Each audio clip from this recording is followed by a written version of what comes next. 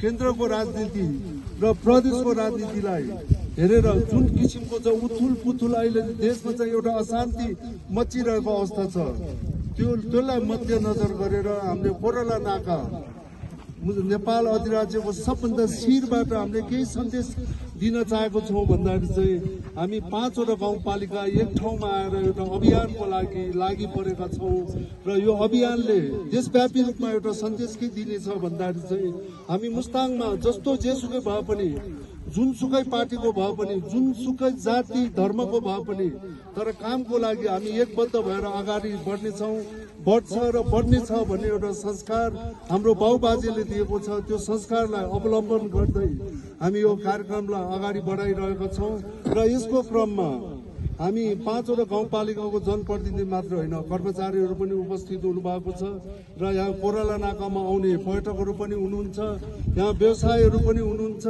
हामीले आज त उठाउँछौँ, तर भोलि व्यवस्थापन कसरी गर्ने भन्ने विषयवस्तुमा प्रत्येक नागरिकले आफ्नो जिम्मेवारी आफैले निभाउनु पर्ने हुन्छ।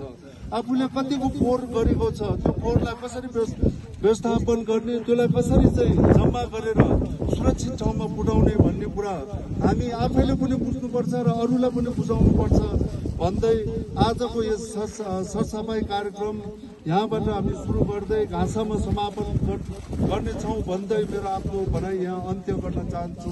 हस् त, धन्यवाद। जय मुस्ताङ।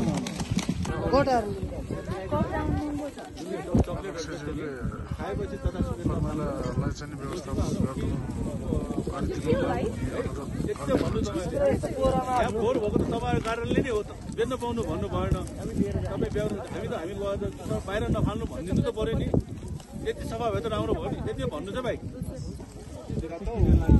तपाईँले प्लास्टिकहरू जतासुकै नफाल्नुहोस् कि हामीलाई ल्याउनु चाहिँ उहाँले दिन्छ भने होइन भने बाटोमा नफाल्नु ठाउँमा डस्टबिन छ त्यहाँ हाल्नु।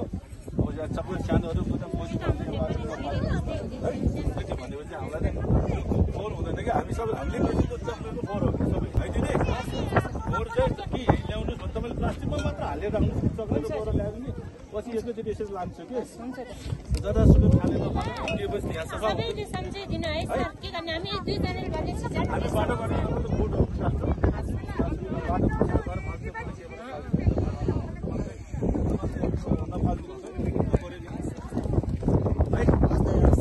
जसरी भनिदिनु पर्यो हल्का गरेर चक्लेर खायो चाहिँ गोजीमा सानो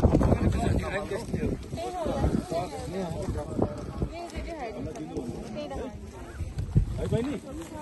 त्यति भयो चाहिँ हामी सफा रहेछ, कति सफा रहेछ भन्छ नि त है। औला त्यहाँ भन्नु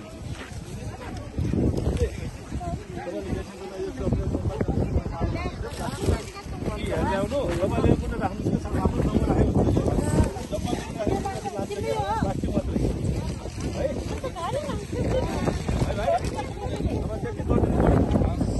हाम्रो सफा देखेपछि कस्तो हेर भन्ने हामीलाई नजाने हुन्छ कि हामी जति सक्दो मान्छे आऊ भनिरहेको छ है।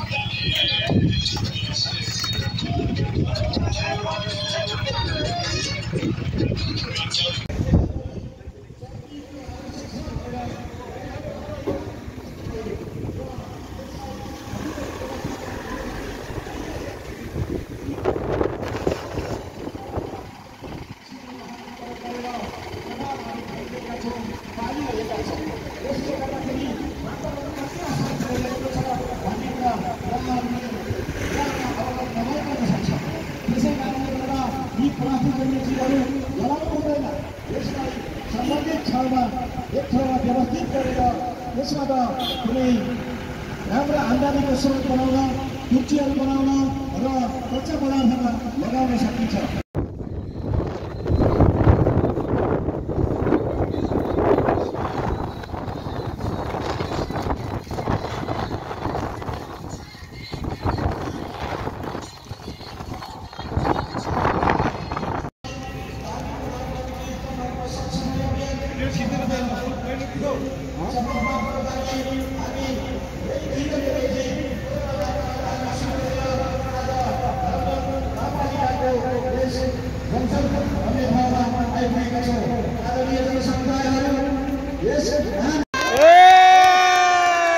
गुड जब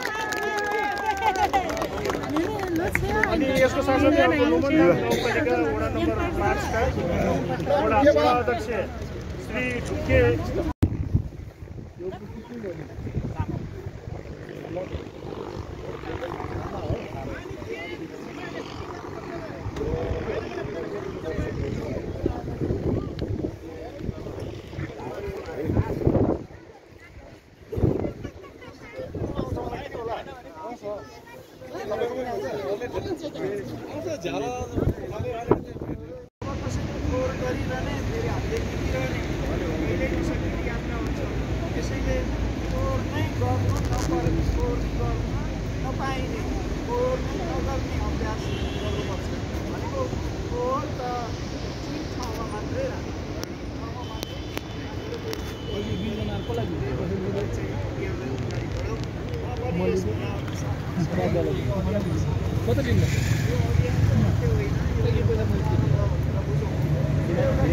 कता